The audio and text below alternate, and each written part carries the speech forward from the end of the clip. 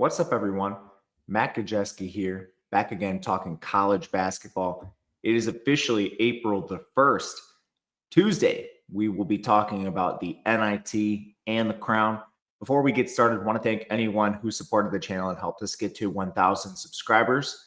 It really does help a ton, whether you subscribe, leave a comment, leave a like, even just watch the video for any length of time. All those help us a lot as a small channel trying to grow. So thank you if you've done that. It's not lost on me that you take your time to spend some time with us. All right. We have the NIT and the Crown. Thankfully, the NIT being a breath of fresh air tonight after the Crown did not get the start it wanted to. The basketball was actually pretty good, but for a tournament offering money to the winners, we had actually a shocking amount of guys not play. I knew there was going to be some with the transfer portal open. They actually just picked a bad time to begin the tournament this late in the cycle. The tournament's been open, the portal's been open for over a week now, and there's a lot of guys in it. But unfortunately, we also had some just star players sitting out for what appears to be bumps and bruises. It was just a pretty bad run out for the beginning of the Crown. Defense was at an all-time low. I almost didn't make this video. Yesterday, platforms were avoiding bets for the Crown entirely, and I think part of that is just there was an unexpected amount of absences, an unbelievable lack of defense. Last night when I went to bed, totals were set. When I woke up this morning, they had just blanket added 3 points to each total. So they're all up, which is good for us. We were leaning under on most of those games, but it was basically the NBA All-Star game out there. And then finally, when you have these situations where players are sitting out without a lot of notice, you're getting a lot of insider trading. So I don't know what the bottom line for the books was yesterday, but when you have these situations, there's a chance you're just really going to take a bath. So I know they pulled all the Crown games. They voided a lot of the Crown bets depending on where you were placing them. But hopefully they have a better handle on it today because lines are out. We're going to talk about it and cross your fingers with the Crown. The best approach for a lot of these games is going to wait till tip off, but there are a few we can talk about ahead of time. And luckily, none of this applies to the NIT, which has been solid so far. North Texas takes on UC Irvine. This game has a 1.5 point spread in favor of North Texas. The total is 128. That's what you'll get in North Texas games. Both of these teams are healthy. What a breath of fresh air. North Texas is 69th overall. UC Irvine is 67th. To get here, we had some pretty solid wins for both teams. North Texas just knocked off Oklahoma State in a 2-point game, a game they were an underdog. They went 5-6 against the top 100. Beat Oregon State, Arkansas State, and High Point. So some pretty good wins. High Point was in the tournament. They only lost twice outside the top 100 to UTSA and Temple, who were quality teams despite their underachieving 2024-25 season. UC Irvine, they beat Northern Colorado, Jacksonville State, and UAB to get here. Won in overtime against UAB. Went 2-3 against the top 100, but UC San Diego and UAB in that group. They lost outside the top 100 3 times to Duquesne, Riverside, and Northridge. It is a clash of styles, even though we do have UC Irvine 100th in pace. The total comes in closer to the North Texas pace. They are 362nd. It's just kind of the North Texas way at this point. Height, both of these teams are pretty solid in terms of their size. 105th, North Texas comes in with effective height, 49th in rebounding. Irvine is similar. They're 79th in effective height, 43rd in rebounding. But this needs to be broken down a little bit. North Texas has the bigger guards, but UC Irvine does have a 7-1 center in Bent Lukton. North Texas is going to play 6'9" Moulier Sissoko and Brennan Lorient, who's also 6'9" at the 5, which leads to a smaller lineup in the interior. As far as shooting stuff goes, North Texas 106th in effective field goal, 216th inside, 64th in three-point percent. They don't shoot a lot of threes despite being pretty decent at it. And I think that's probably their optimal path, so you don't have to worry about that rim protection from Bent Lukton. On defense, and this is basically a Bent Lukton stack, UC Irvine 34th in total D, second inside, 184th defending the three. So that's basically what you get when you have a 7-1 awesome defender protecting the rim. North Texas is going to need to shoot threes, I'm guessing. They only have one 40% three-point shooter. That's Atten Wright, but better one than zero. On the UC Irvine side, they are 119th in effective field goal, 188th in two-point percent, 86th in three-point percent. They don't shoot a lot of threes either, even though they are pretty good at it. North Texas is 43rd in total D, 57th inside, 16th defending the perimeter. Definitely the better defense, especially on the perimeter from North Texas, and they're no slouch defending the interior either. UC Irvine does have more options. Miles Che hits 43% of his threes. Devin Tillis, 37.5%. And even Bent Lukton hits 44%. Now, he doesn't shoot ever 41 attempts on the year. But, at least he's not a complete zero out there. Turnover margin does favor North Texas. They forced the 61st most turnovers. Irvine comes in 236 in turnovers committed. Foul margin favors UC Irvine, however. Both teams are excellent on the line. UC Irvine is second in the country. North Texas is 24th. Mathematically, we make this about a half point in favor of North Texas, which would give us some value on the UC Irvine side. The biggest question I have with Irvine is basically level of competition. A lot of the efficiency metrics favor North Texas narrowly. If UC Irvine gets this done, it's going to have to be inside with their size, I think. North Texas plays the better defense. They're physical. They play that slow tempo, which is going to take UC Irvine out of their game, which makes this just a lean. Would need a little more value to play UC Irvine side, but it is the Anteaters or pass. Next up, Chattanooga takes on Loyola. Loyola Chicago. 2.5-point spread in favor of Loyola Chicago. The total in this game is 148. Couple injuries. Frank Champion, I don't think we see him play. I haven't seen him at all in the NIT. Loyola Chicago, Kamani Husnu has been out. He missed the last 2 games. We'll see if he comes back. I don't think so, but it's been about a week since they've played. Justin Moore's been out for the year. Chattanooga. They beat Middle Tennessee in triple overtime. They beat Dayton without Posh Alexander, and they beat Bradley without a ton of guys, Darius Hanna and Zach Montgomery to be specific. So it was a pretty clean path for Chattanooga to get here. They did go 2-2 against the top 100 all year. They played semi-close to St. Mary's in Indiana, though. But still, they just don't get a lot of opportunities. Chattanooga did lose twice outside the top 200 to Austin Peay and Mercer. Loyola, they come in 105th overall. To get here, they beat San Jose State without Will McClendon. They beat San Francisco without Marcus Williams, Tyron Riley, and Ryan Beasley. And then Kent State by 10 points in their last game. They went 3-6 against the top 100, beat San Francisco, Dayton, and St. Joe's.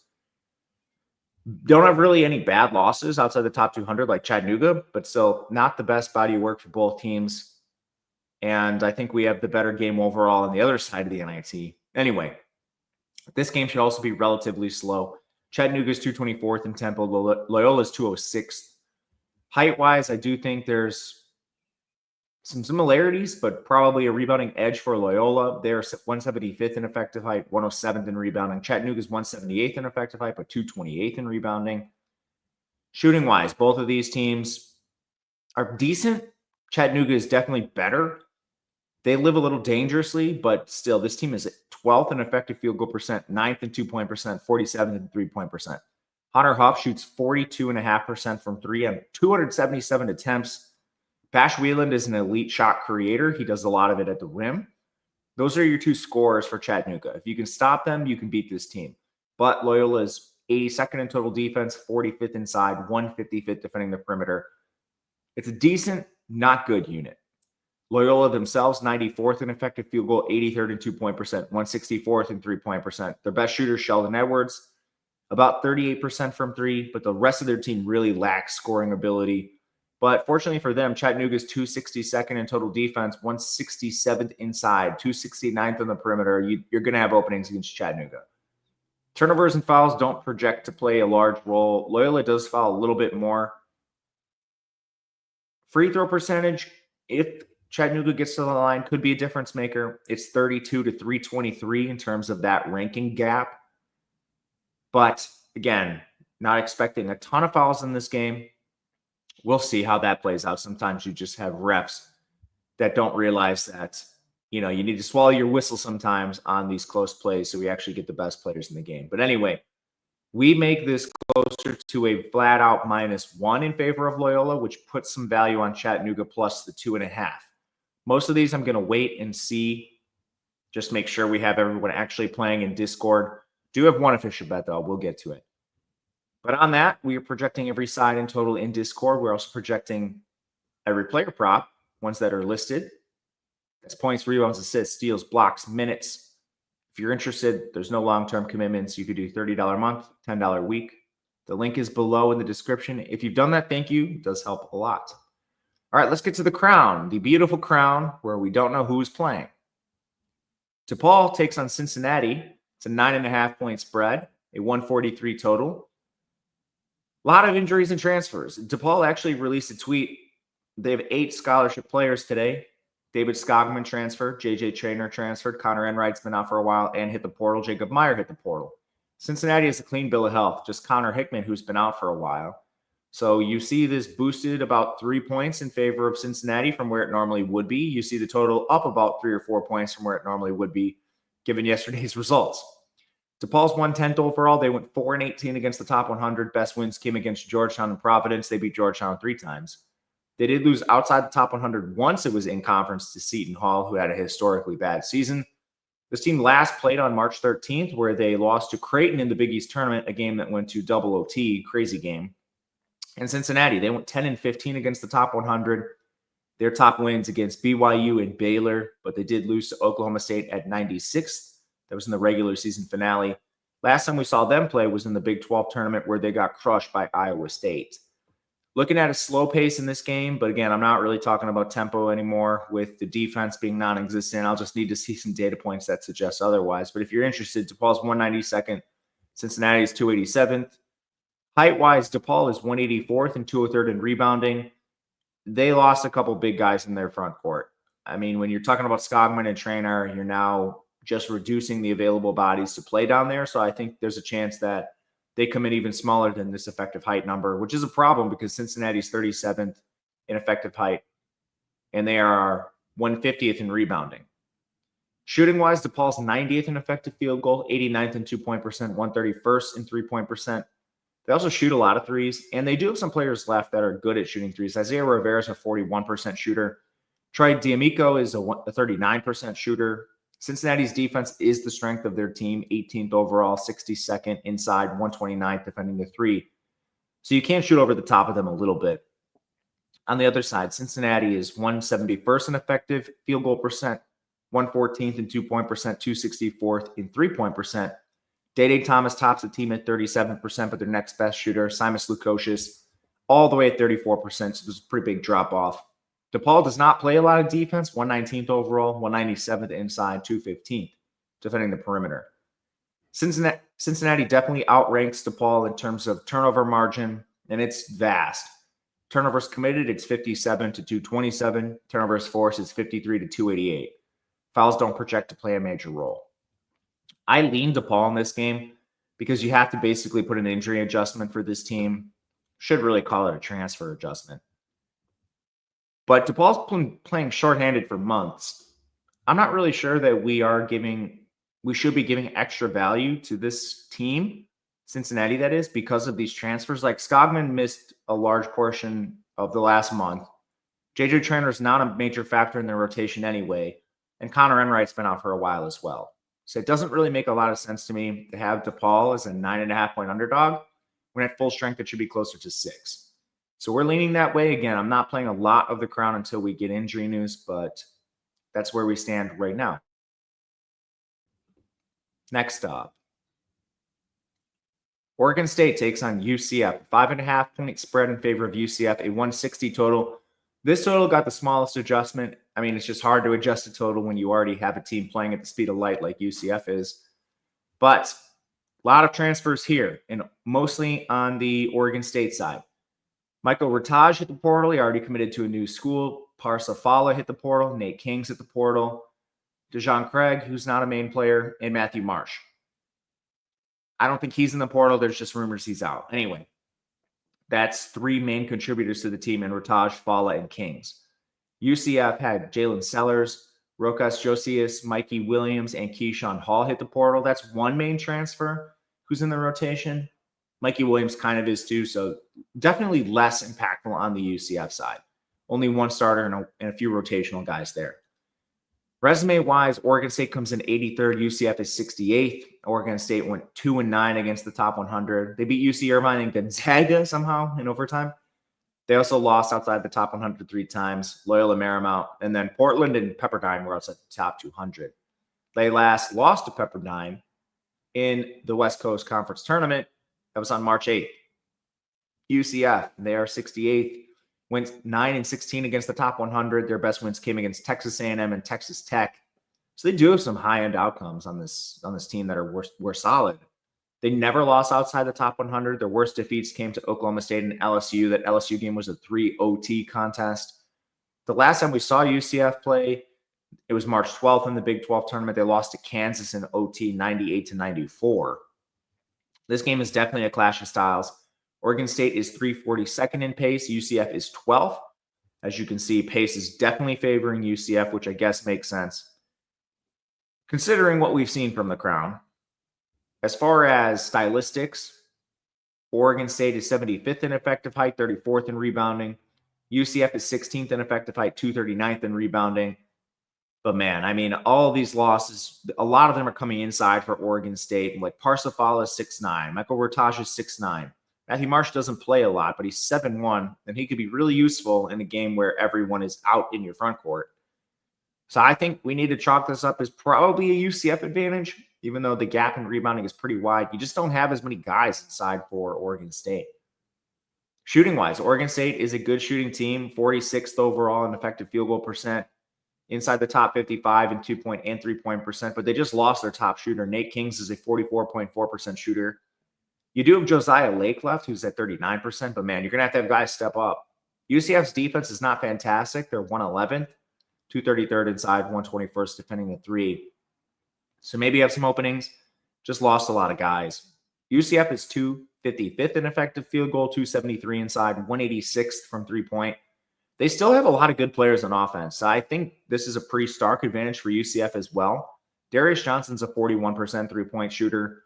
And on that inside advantage, Mustafa Thiem is 7'2". He was already pretty decent inside, and now you just removed a bunch of players in the Oregon State front court. The Beavers are 212th in total defense, 149th inside, 229th defending the perimeter. Not expecting a lot of turnovers and fouls in this game. I think UCF is a decent play. I debated taking this. Probably just should have hit the 4.5 yesterday before it moved. But I think you could play 5.5. You have to make an injury adjustment to get here, which we did. But I think there's a chance it's not enough. You see like 3 starters out for Oregon State, 1 for UCF. And you adjust it a little bit. But then when you actually dive in and see where their starters are coming from, you're going to have a very shorthanded Oregon State in the front court. Colorado takes on Villanova, -3, -3.5 in favor of Nova in most places, 144 total. We're not expecting a lot of injuries or opt-outs. Villanova fired their head coach, so they will be working with an interim, but none of their players have left.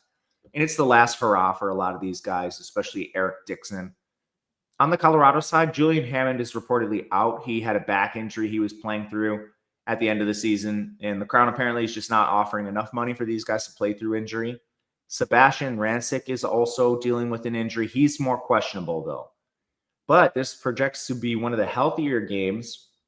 Transfers are not a major factor. Colorado's 80th overall. They went 7-20 against the top 100. Best win came against Baylor. Worst loss was to Oklahoma State. So they didn't lose outside the top 100 all year for a team that was pretty bad. The last game they played was on March 13th. They lost to Houston. They actually upset 2 teams in the Big 12 tournament. So they got 3 games under their belt before they lost to Houston. Well, that Houston team was the 3rd game. Villanova was 56th overall. They went 8-12 against the top 100. Good high-end wins for this team. It's the story of their season. Neptune was unable to get this team to play at their full potential across the board. Wins against St. John's, Marquette, UConn, Xavier, but also they lost to 279 Columbia and Virginia, who was outside the top 100. Last time we saw them play, they got annihilated by UConn in the Big East tournament. This game should be slow. We'll see on that. Colorado's 157th in tempo. Nova is 351st. In terms of height and rebounding, Colorado 35th in height, 110th in rebounding. Nova 140th in height, 64th in rebounding. Nova should be the better team on the glass, but not by a wide margin. Shooting-wise is a massive advantage for Nova. Colorado's 192nd in effective field goal percent, and they're not good shooting anywhere. They also lost their best shooter, Julian Hammond, allegedly, who's dealing with that back. That means RJ Smith's probably going to have to take more threes. He does hit 39%, but his sample is very small at 94 attempts. Nova's 97th in total defense, 142nd inside, 229th defending the perimeter. So this was a very bad defense for Nova compared to what we've seen historically. You can definitely shoot over the top of them. I'm just not sure Colorado has the guys to do it. And then on the Nova side, this team is 40th in effective field goal, 168th in 2-point percent, and number 1 in 3-point percent in the country. Eric Dixon, 42%. Jameer Brekas, 47.5%. Wooga Poplar, nearly 39%. Colorado's 47th in total D, 82nd inside, 193rd defending the perimeter. Nova's going to have a lot of openings from 3. And then Nova outranks Colorado 67 to 352nd in turnovers committed. I think we can play Nova here. Not expecting a lot of guys. Nova has decent reporting. I would be surprised if we saw some of the elite players like Brekas, Dixon, Poplar sit out of this game. Colorado, the rumors are very strong right now on Hammond being out. He's their best player. So we will back Nova. I took a -3. There's still a few of those stragglers out there. It's mostly moved to 3.5, but take the 3 if you're interested. It is still out there. And on that, of course, we are talking about betting. If you or somebody knows a gambling problem, please call or text 100-GAMBLER. You must be 21 or older to play in most areas. Closing this out with a nightcap. Tulane takes on USC. This game has an 8.5-point spread in favor of USC, 157.5 total. Tulane has some transfers: Cam Williams, Caleb Banks, Mari Jordan, Michael Ealy.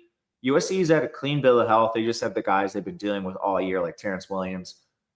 But, I mean, that's 2 starters for Tulane and their 6-man, and USC has every starter still in the lineup. Tulane was 139th overall. USC was 67th. Tulane went 1-6 against the top 100. That lone win against number 98 UAB. USC went 7-16 against the top 100 with wins against Michigan State and Illinois in the top 20. On the low end, we have Tulane lost outside the top 100 8 times, but they did drop a game to New Orleans at 341. USC's worst losses came to 111 Cal and 88 Minnesota. So just a phenomenal body of work in comparison for USC. That's it. Again, that's compared to what Tulane did. It's not phenomenal overall. But we're expecting this game to have decent pace. And I mean, with the rate the totals have been coming in, it's probably going to be like 100 to 100 at the end of the day. Tulane's 212th, USC's 121st. Effective height, Tulane is 171st. They are 260th in rebounding. USC is 222nd in effective height, 224th in rebounding. However, we mentioned those transfers. Caleb Banks is 6'8", Cam Williams is 6'8". You just lost 2 of the primary. These guys like split the 4 most of the time, with like Percy Jordan playing more at the 5, which is weird because he's not tall. But anyway, we lost 2 of the taller guys for Tulane. This could come in even further in favor of USC. Shooting-wise, Tulane is 114th in effective field goal, 108th in 2-point percent, 174th in 3-point percent. Williams was also their best 3-point shooter, hitting 40%. Now we have Rowan Brumbaugh, the Georgetown transfer, 36% from 3. He's their best option. And it's not just Williams being their best shooter. Banks was also their best player at the rim. USC's 98th overall, 304th in interior defense, 115th defending the perimeter. So yeah, USC is small. You could generally beat them inside, but now you just lost the bodies that are the best at winning inside. So I don't know what Tulane's going to do. USC, they are 49th in effective field goal percent, 52nd in 2-point percent, 39th in 3-point percent. For some reason, they don't shoot a lot of threes, 284th. But Ogbo and Yates both hit over 40%. Tulane's defense is not great, 171st overall, 75th inside, 83rd defending the perimeter. Turnover margin does favor Tulane a little bit. Foul margin favors USC. Both teams are good on the line. With the injury adjustments, we make this slightly in favor of USC. I saw, too many teams have studs not play yesterday unexpectedly. To take a USC minus on 9.5, perhaps this will be a play as we get closer to tip, but we shall see. Thank you guys for watching. Let me know what you think in the comments. Until next time, good luck. Hopefully our bets do not get voided. We will see you tomorrow.